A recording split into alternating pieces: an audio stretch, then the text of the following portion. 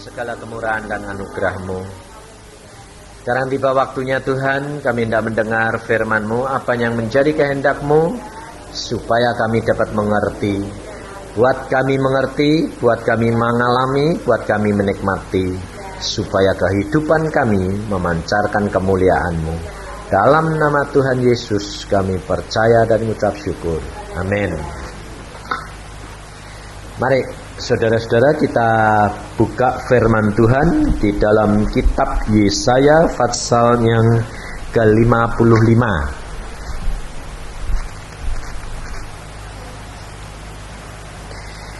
Yesaya 55.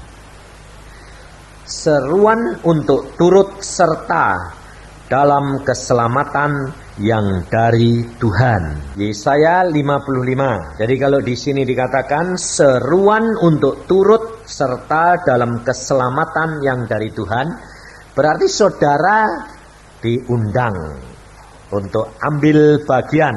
Nah, kira-kira kalau saudara mendapatkan undangan, apa yang saudara lakukan? Ada beberapa hal. Orang diundang, baca undangannya. Oh, dari siapa ya? Oh, dari si ini. Nah, cuma sekedar baca. Habis itu diletakkan. Nah, tapi ada bagian yang lain, orang itu mendengarkan, melihat undangan, terus mendengar, baca, kemudian berunding. Datang enggak ya? Atau kirim kado. Tidak datang. Tapi yang lain baca, lihat, membaca, terus berunding, siap, pergi. Nah, saudara milih yang mana, itu saudara punya hak. Nah, mari kita baca. Di dalam ayat yang pertama, ayo, hai semua orang yang haus, marilah dan minumlah air. Dan hai orang yang tidak mempunyai uang, terimalah gandum tanpa uang pembeli dan makanlah. Juga anggur dan susu tanpa bayaran. Mengapakah kamu belanjakan uang untuk sesuatu yang bukan roti? Dan upah jerih payahmu untuk sesuatu yang tidak mengenyangkan?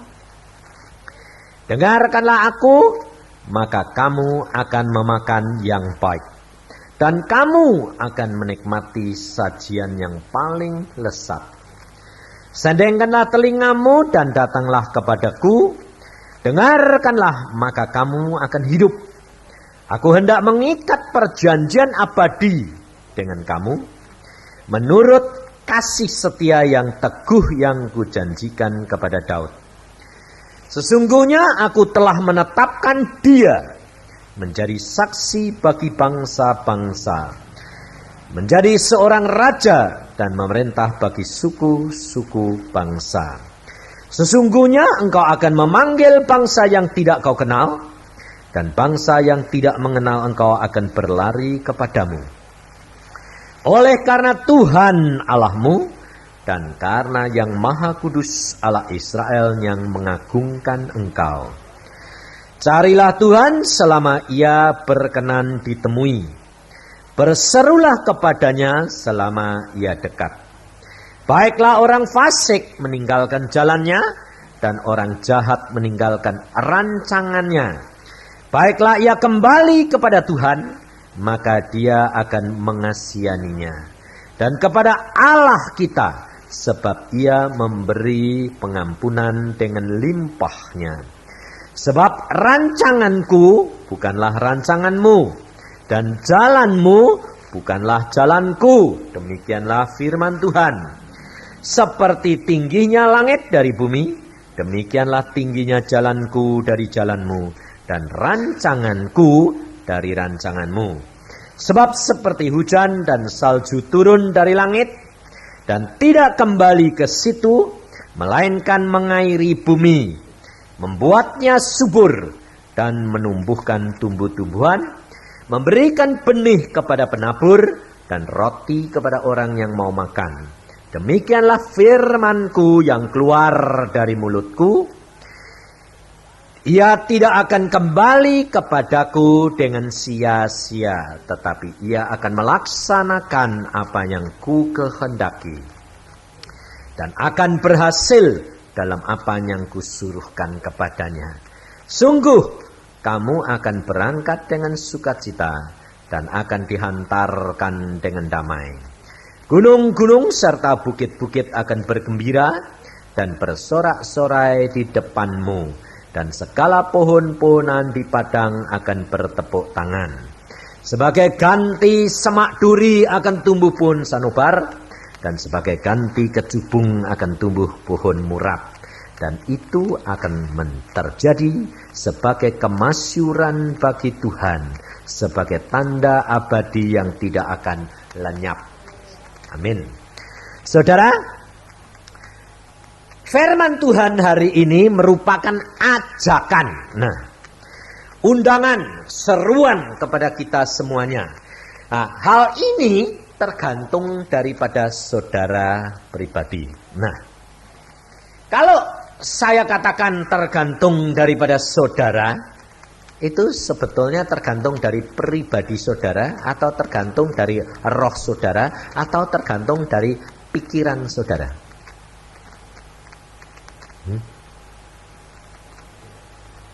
Tergantung dari pikiranmu.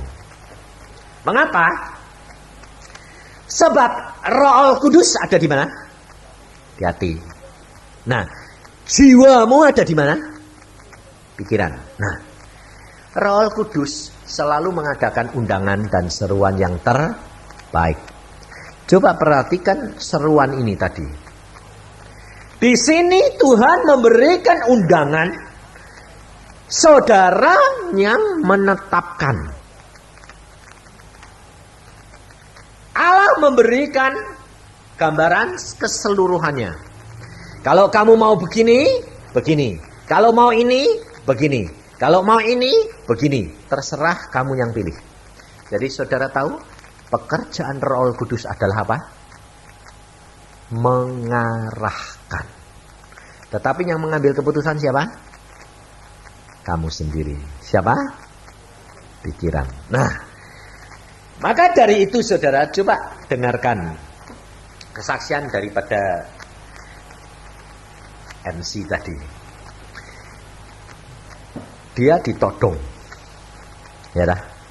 Setelah ditodong, nangis tidak bisa, bingung tidak bisa, gemeteran, sampai di gereja, dengar firman, lalu Tuhan firmannya mengatakan, semuanya itu, kasih karunia-Nya itu, hidup itu lebih penting daripada semua-semuanya. Nah, dia terhibur toh? Amin. Karena Tuhan mau mendidik bahwa hidup itu lebih berguna. Nah, daripada mati. Ya dah? Betul dah? Padahal Alkitab bilang apa? Mati adalah Nah, kok malah kualik? Sebetulnya dia itu dengar firman, sebetulnya yang dimaksud gini, untuk hidupku lebih berarti daripada barang. Bukan hidup lebih baik daripada mati. Barangnya yang hilang toh. Nah, dia tidak bakal dipateni, tidak dimatiin, cuma diminta barangnya. Loh, nah kalau tadi dia bilang hidup mau mati, nah ya gitu ya lain, wong nggak dituntut mati ini kok. Ngerti saudara? Nah, saudara perhatikan, dia diajar Tuhan untuk dia tidak lekat sama barang-barang. Yang kedua apa? Mengapa di dalam kesulitan tidak bisa nyebut Yesus? Ayo, demikian juga saudara. Saudara kalau ini kenyataan loh, kenyataan yang dia ngadepi penodong, ya lah.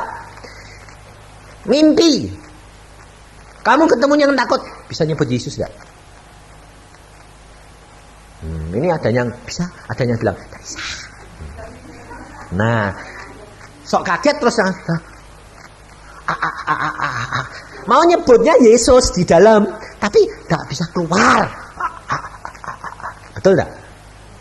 Nah, kenapa hal itu terjadi? Kok tidak sama semua? Ada yang bisa, ada yang tidak. Nah, saudara perhatikan. Ada yang menerima firman Tuhan sedang dikaji di sini. Belum turun ke sini. Sebaliknya, ada yang sudah turun di sini, tidak dikaji di sini. Latah. Loh, ngerti saudara? Saudara harus belajar firman Tuhan. Kita diberikan akal budi, mengontrol. Tapi kita harus tunduk akan pimpinan roh. Makanya selalu saya katakan, alami. Jelmakan firman, itu menjadi satu daging. Seperti Yesus. Yesus itu firman yang tidak kelihatan, dijelmakan menjadi satu kenyataan. Nah, kalau saudara menghadapi segala perkara, saudara sudah berpengalaman, kira-kira gemeteran enggak? Kenapa? Kamu punya Yesus, lebih gede. Nah, kenapa? Saya selalu ajarkan. Kenapa? Di persekolahan saya itu, ibu-ibu kalau pulang sendiri, nonah-nonah, noni-noni ini pulang sendiri. Saya bilang, jangan takut. Kamu tidak seorang diri bersama dengan Yesus. Nah, lalu ibu ini masuk bemo. Persis kayak dia bajai. Ini bemo sama sastel. Di dalam sudah ada 4 orang laki. Dia tidak takut. Plek. Langsung plek gitu. Langsung di sini celurit. Di sini celurit. Dia langsung ngalami. Habis dengar khotbah, terus langsung ngalami. Ting, ting. Depan. Ting. Nah, ibu itu terus langsung gemeteran. Enggak. Dia langsung. Dalam nama Yesus Tuhan. Semua orang-orang jahat. Keluar. Wah, bayangin berani kan? Berani? Tidak berani. Kenapa? Karena belum sampai di sini, sampai di sini. Yang lihat langsung di sini gemeteran nih, lalu rohnya mau jalan, tertutup. Nah, saudara tahu? Ini kesaksian dia dan boleh tanyakan. 1 demi 1 orang, 4 loh. Laki-laki gede bawa pisau, bemo masih jalan, dia loncat. Aneh enggak? Orang 4, dia 1 dikilungi orang 4. Nodong semua, tas mau diminta, dia berteriak begitu. 1 demi 1 bemo masih jalan, loncat. Aneh enggak? Sampai sopir bemo jadi diem, bingung. Mana yang 4? Loncat, lari. Ketakutan luar biasa. Tapi ibu ini saya tanya, kamu lihat apa? Tidak lihat apa, tahu-tahu lari sendiri, loncat semua. Lah saya ya jadi bingung. Wah, Yesus kok hebat ya. Loh, sekarang dia tidak peduli. Rumahnya dalam kayak apa, tidak pernah takut. Kenapa? Aku tidak seorang diri. Nah, lalu satu lagi yang aneh. Ibu-ibu. Nah, kesalahannya juga sama dengan dia. Bawa endel-endel yang gede. Berlian. Tidak tanggung-tanggung, tidak sekarat, 2 karatan. Lah, wong pakai pendel-endel gitu yang harganya jutaan naik bemo. Lah kan pikir dong. Ya toh. Bemo tuh 200-300. Ambok naik taksi sendiri. Enggak, naik bemo. Ini juga begitu, ibu-ibu. Belum ngerti apa-apa. Cuma dengar Tuhan Yesus itu hebat. Waktu ditarik. Pretel, sobek, jadi sakit. Aduh Tuhan Yesus, dia teriak Tuhan Yesus, barangku ditarik. Sobek, saudara. Ini orang sudah loncat, aneh enggak? Orang yang loncat lari, balik, teriak-teriak, ngejar bemo, dilempar barangnya masuk bemo. Dia bilang apa? Ini barangmu, palsu, padahal asli. Lalu dia ambil, dia bilang, terima kasih Tuhan, megangi telingannya. Terima kasih Tuhan, engkau kok baik. Orangnya kok bisa lihat kayak palsu, dilempar lagi. Saudara tahu, kalau hidupmu benar-benar melekat sama Yesus, tidak ada sesuatu boleh terjadi tanpa seizin Yesus. Saudara tahu, ajaan ini saudara tergantung saudara, percayamu sampai di mana, baru di sini, sampai di sini, atau di mulut toh, terserah kamu mau di mana. Alami. Bagaimana firman Tuhan ini berkata bahwa Yesus sudah berkata, firman-Nya berkata, demikianlah firmanku yang keluar dari mulutku, dia tidak akan kembali kepadaku dengan sia-sia, tetapi ia akan melaksanakan apa yang ku kehendaki. Nah, sekarang saya tanya, firman Tuhan ini ya dan amin enggak? Nah, kenapa tidak terjadi dalam diri saudara? Firman-Nya yang tidak digenapi atau kepercayaanmu baru di sini? Nah, ini saudara. Kita kerap kali membaca firman Tuhan, diolah dengan pikiran kita sendiri, lalu kita percaya sesuai dengan pikiran, bukan sesuai dengan apa yang tertulis dan apa yang dikehendaki oleh Tuhan. Sebab Allah sudah berkata di sini, rancanganku tidak sama dengan rancanganmu. Pikiranku tidak sama dengan pikiranmu. Jauh. Kalau engkau dan saya mau berhasil, apa yang harus engkau lakukan? Menurut apa yang dikatakan oleh firman. Jangan terlalu banyak pakai pertimbangan. Sebab kalau firman Tuhan kamu timbang, tidak bakal terjadi. Tidak bisa, saudara. Bangsa Israel, Yosua memimpin Israel, lihat kota Yeriko, temboknya saja dibuat kereta 4 jejer-jejer bisa. Temboknya itu tebalnya 8 meter.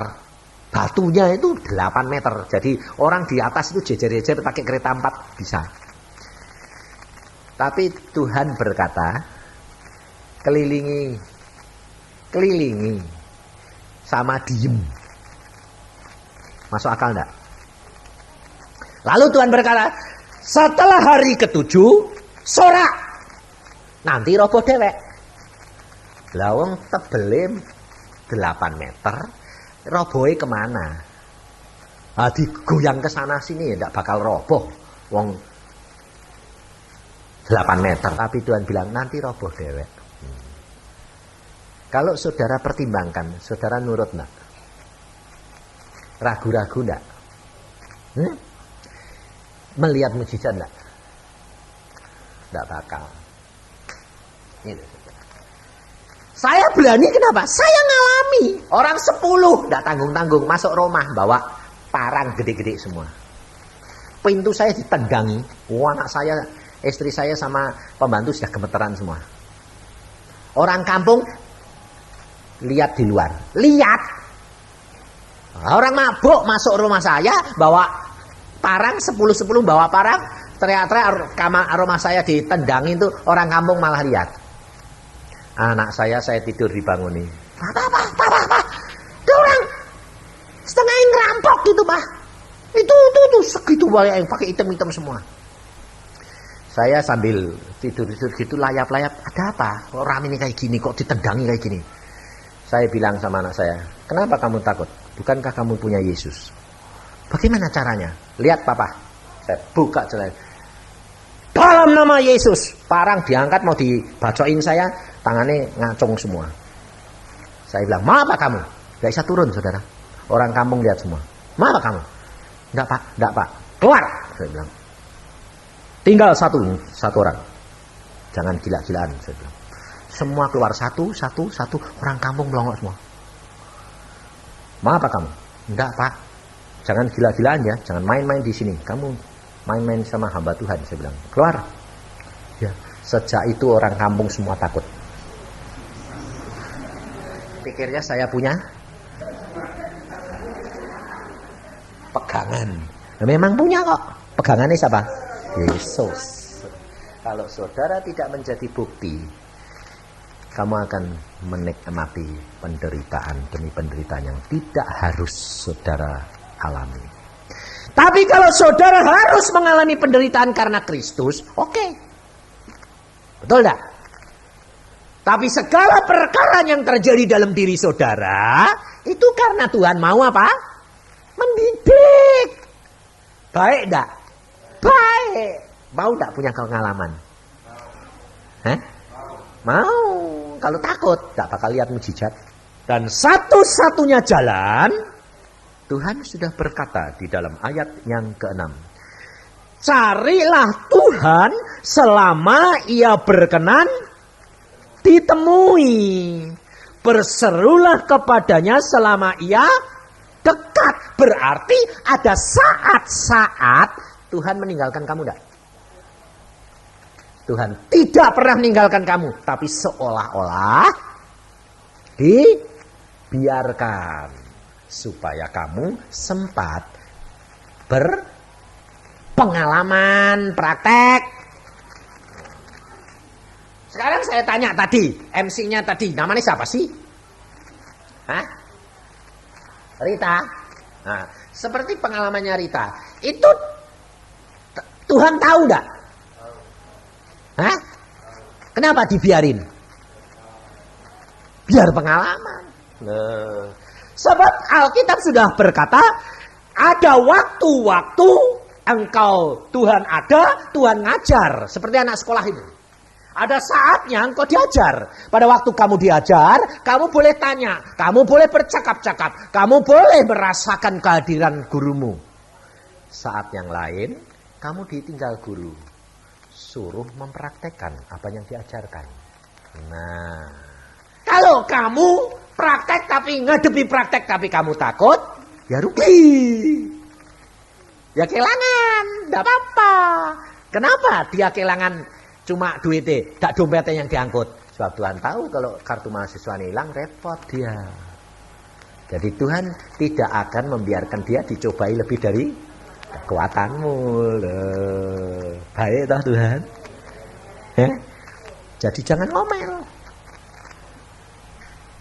Tuhan kok engkau tidak tolong? Nah, Tuhan bilang, lu praktek. Aku takut. Lah kalau takut, ya bayar, rugi. Tapi tidak dibiarkan lebih dari kekuatanmu. Ucap syukur. Saya juga kerap kali gitu. Sebab apa? Sebab segala perkara yang kau sudah terima dari Tuhan, pengajaran, firman, harus dipraktekkan. Tak mau, ulang. Kalau tidak mau, ngulangi lagi, rugi. Ini hidup kekristenan, saudara. Maka dari itu, saudara harus berani.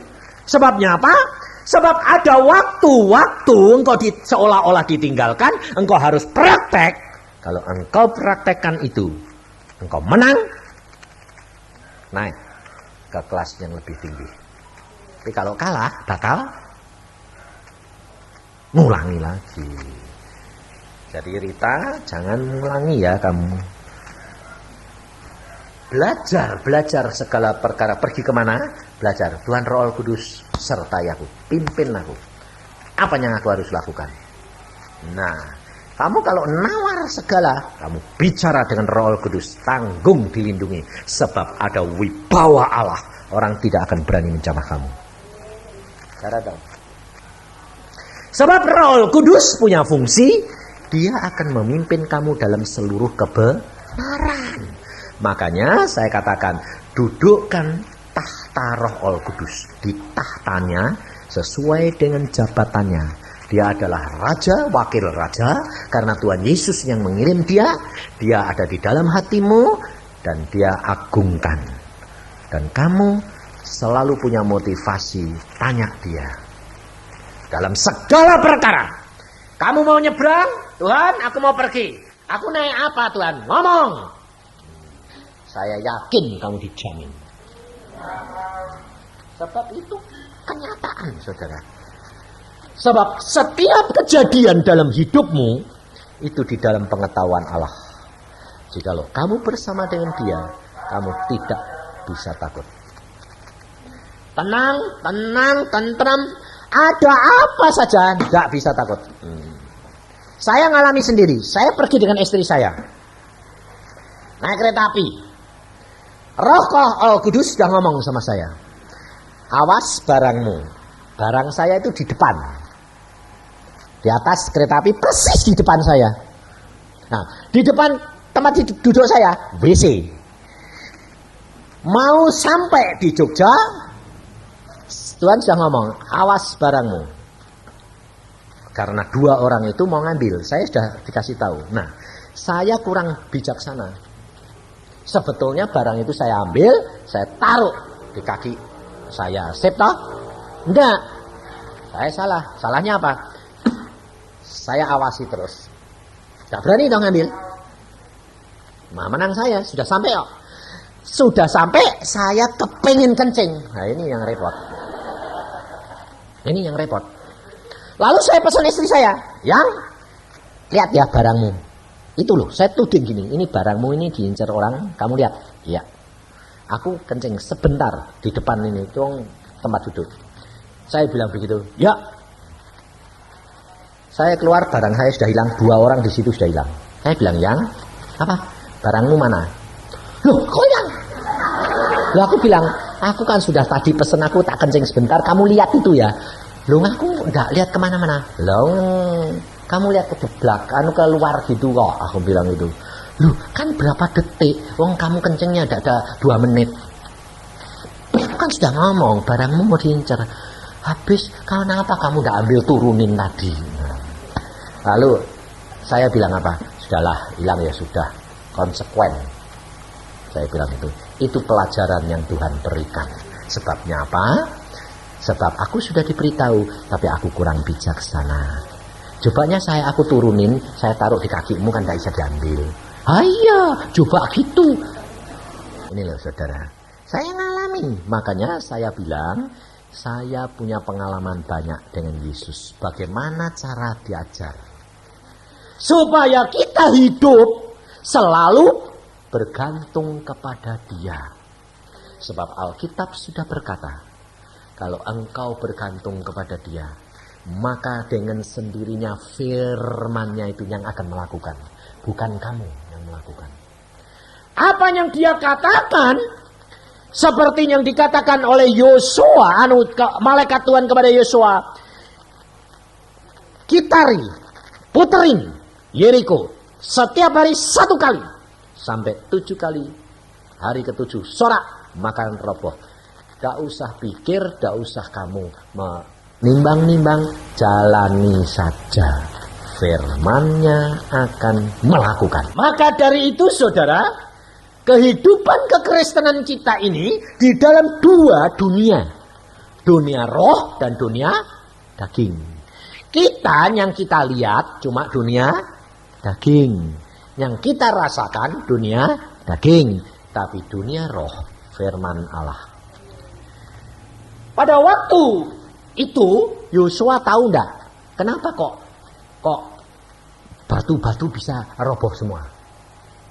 Yosua lihat enggak? Enggak lihat, cuma tahu robohnya, tapi enggak tahu apa yang dikerjakan oleh Tuhan. Nah, baru-baru hamba Tuhan dari Amerika, dia pada waktu ketemu sama malaikat Cironi namanya, yang bersama-sama dengan Gabriel, yang dia diutus selalu. Nah, dia tanya sama malaikat ini, malaikat, pengalamanmu yang paling indah gimana? Dia bilang, yang paling aku seneng, yang paling aku mengesan pada waktu ngerobohin tembok Yeriko. Hah? Kok bisa gitu? Oh, kamu pada waktu itu? Ya, aku yang mimpin malaikat-malaikat. Loh, kenapa? Aku cuma tinggal nunggu komando. Komando apa? Sorakan. Waktu sudah dikiteri hampir 7 kali, kita semua sudah siap di bawah benteng. Demikian sorakan terdengar batu satu-satu di bawah ditarik, lah roboh semua toh otomatis. Nah, Yosua sama tentara Israel tinggal masuk. Saudara tahu, kita tidak tahu apa yang dikerjakan Allah, tapi engkau dan saya harus tahu karena sudah ditulis di dalam firman Allah. Maka dari itu engkau tinggal baca Alkitab. Lalu kalau kamu menghadapi masalah, bagaimana? Ini rahasianya. Ya memang begitu, tapi bagaimana? Nah, caranya bagaimana?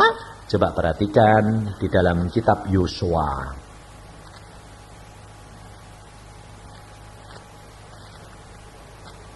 Di dalam kitab Yosua, pasal yang ke-5, ayat yang ke-13.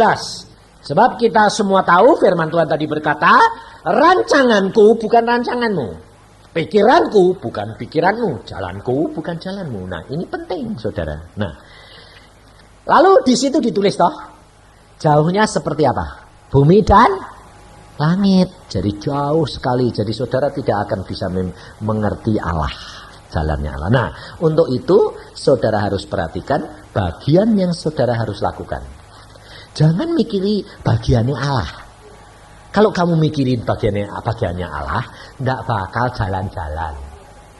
Mikiri bagianku apa. Nah, perhatikan di dalam Yosua 5 ayat 13. Ketika Yosua dekat Yeriko, perhatikan.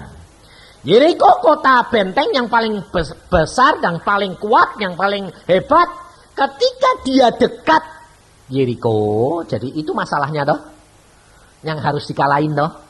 Ketika dia dekat dengan masalahnya, ia melayangkan pandangannya, dilihatnya seorang laki-laki berdiri di depannya dengan pedang terhunus di depan tangannya. Yosua mendekati dan bertanya kepadanya, kawankah engkau atau lawan? Jawabnya, bukan, tetapi akulah panglima bala tentara Tuhan. Sekarang aku datang. Nah, saudara perhatikan. Dia pada waktu menghadapi kota Yeriko, dia langsung merancang atau lihat-lihat dulu. Melayangkan pandangnya, berarti lihat saja. Lalu sambil lihat apa yang dikerjakan.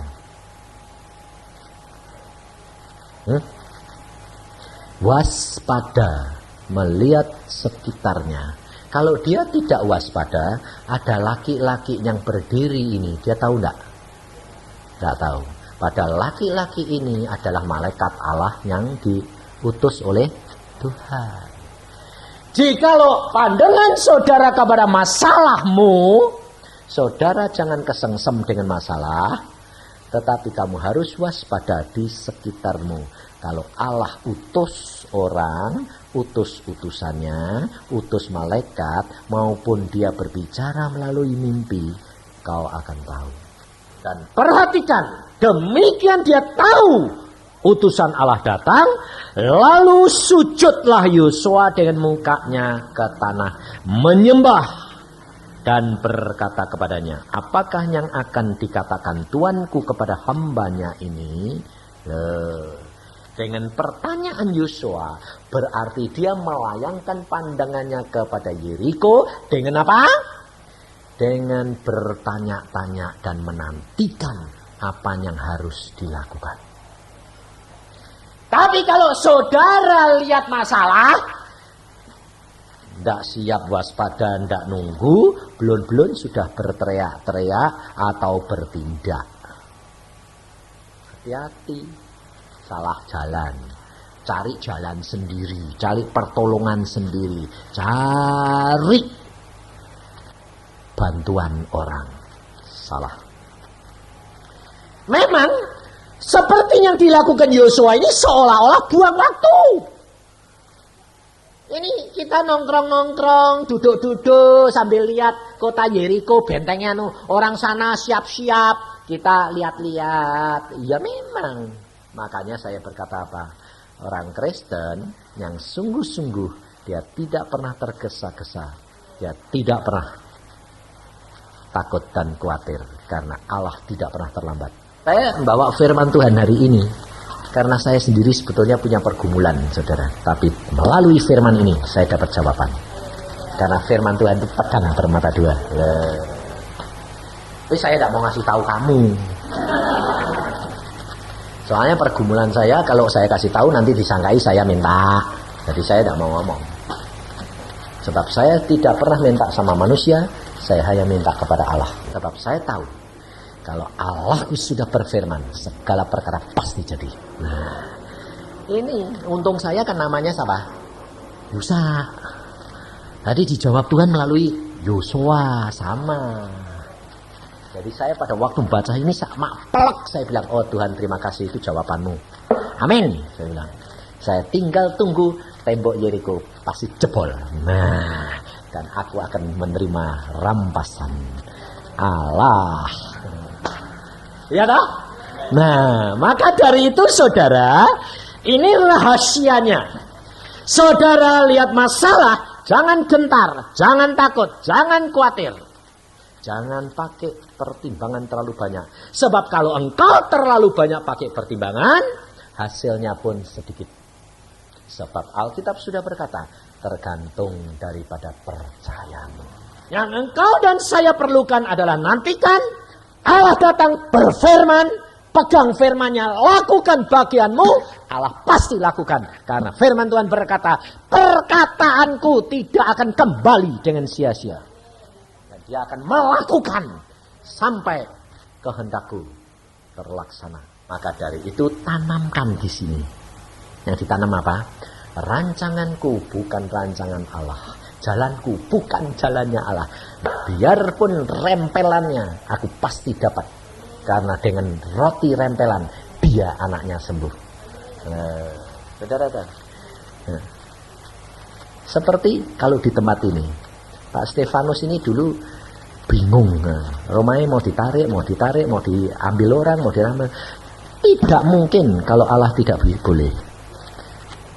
Meskipun cuma ngaset pikirnya bahwa ini ngumpulin berapa ini dari ratusan, tapi jumlah gede pun Tuhan sanggup bayar. Sekarang dia sudah tenang, tidak bakal diusir, harus bayar. Waktu dulu tahun berapa tuh Lan? Saya tidur di kamar itu 83, saya tidur di kamar itu tuh. Pak, gini Pak, kamu Pak bingung terus aku bilang. Nekat gitu loh sama Tuhan. Loh nekatnya bagaimana? Jangan mikir dah. Jalan saja gitu loh. Nanti kan sampai. Setelah sekarang dia bilang, sampai ya. Tuhan. Saudara tahu ini hidup kekristenan yang nyata, bukan teori. Kalau teori saya tidak akan mau berani jadi penginjil. Ngapain? Kan enak jadi dokter. Karena firman Tuhan ini ya dan amin. Maka saya berani dan saya ngalami bahwa hidup kekristenan itu luar biasa. Memang benar-benar relate. Kayak sopir taksi ini loh. Dia jalan-jalan lihat-lihat penumpangnya silang. Gak apa-apa, relate gitu. Tapi ketemu mertuanya kok bisa gemeteran beda. Padahal wis jenenge nang namane mertuane lho. Mertuane lho kok gemeteran kok ada apa lho ya heran aku. Oh ya wis dadi mertua kok ya. Saya deg-degan. Karena apa? Wibawa. Yang namanya orang tua loh. Saudara tahu, kalau engkau punya wibawa Allah, orang tidak akan berani menjamah engkau. Kenapa? Kalau dia mau berbuat jahat kepadamu, kalau Allah tidak berkenan, kamu dihilangkan. Perhatikan Alkitab. Lot mau ditangkap, orang sekampung nyari pintu jadi tidak ketemu. Kenapa sih kok pusing? Nah, kamu lewat saja dah. Orangnya, lu mana tadi kok silang? Oh Yesus. Ya dah. Loh, sebetulnya kamu tidak perlu takut dah. Hah? Ini ada gadis. Di RRC itu tidak seperti di sini saudara. Kalau dia beriki bakti jam 11 malam sampai jam 2, jam 3. Gadis. Dan karena apa? Kalau siang tidak berani berbakti. Nyuri. Malam. Pada waktu bukan sekarang, waktu masih komunis berkuasa yang penuh dan dilarang dan hamba Tuhan ditangkap. Mereka berbakti. Gadis ini jam 2 malam pulang. Sendiri. Lewat kampung. Waktu dihadapi 2 orang mengadang di jalan pakai senjata, dia langsung berdoa. Mau diapain? Dia bilang, berikan kesempatan aku sembahyang. Ya mau dirampas, mau diperkosa, mau diapa, berikan aku kesempatan sembahyang. Tuhan Yesus, dalam nama Tuhan Yesus, kamu kejam. Dia bangkit, orangnya saya melotot terus. Gini, loh kok kejang sungguh, lari, ndak pulang, balik ke tempat kumpulan. Lari bilang, aku ketakutan. Kenapa? Ada 2 orang mau anu saya. Terus dalam nama Tuhan Yesus, kejang sungguhan. Hati. Orangnya itu bawa senjata tuh gini terus.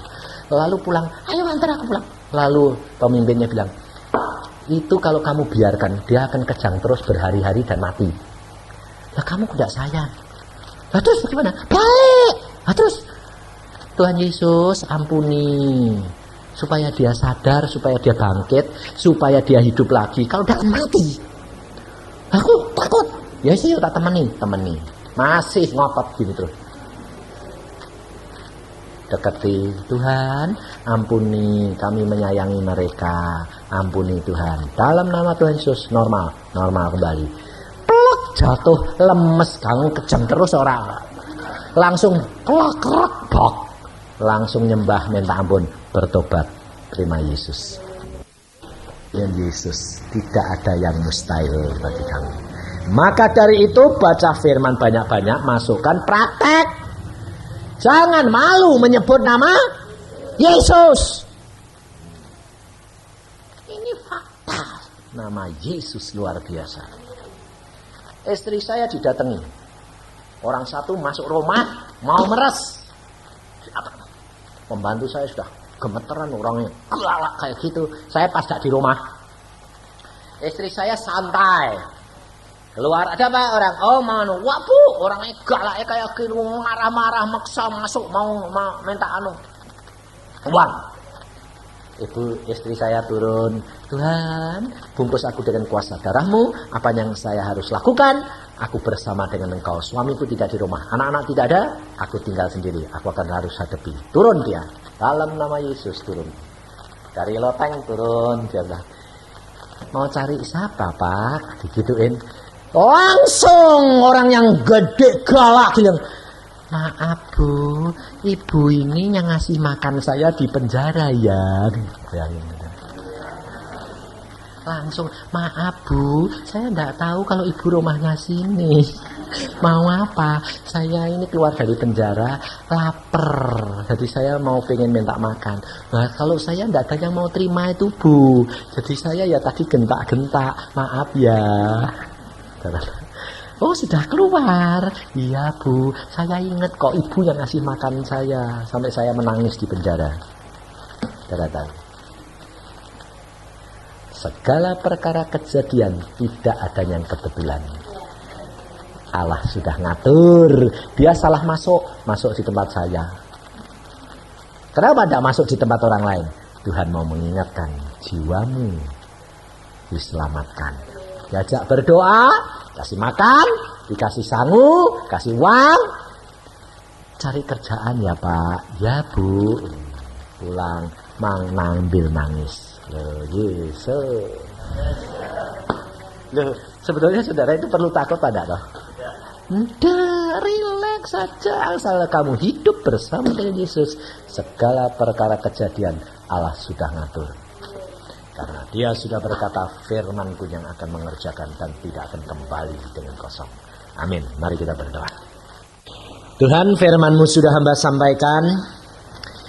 Biarlah firman-Mu yang mengajak kami untuk masuk di dalam keselamatan-Mu menjadi bagian kami. Kami mau Tuhan bukan hanya keselamatan jiwa, tapi keselamatan jasmani dan harta benda dan rumah tangga kami. Kami mengucap syukur akan kasih setiamu karena Engkau itu baik. Dan firman-Mu yang akan melakukan segala perkara. Karena firman-Mu lah yang akan menjadikan kami kuat. Kami mampu. Dan kami menikmati hidup bersama dengan Engkau. Terima kasih Bapak. Dan buat anak-anak-Mu pulang dengan penuh sukacita dan percaya. Menghadapi masalah. Pandang. Bersiap menantikan Tuhan berfirman.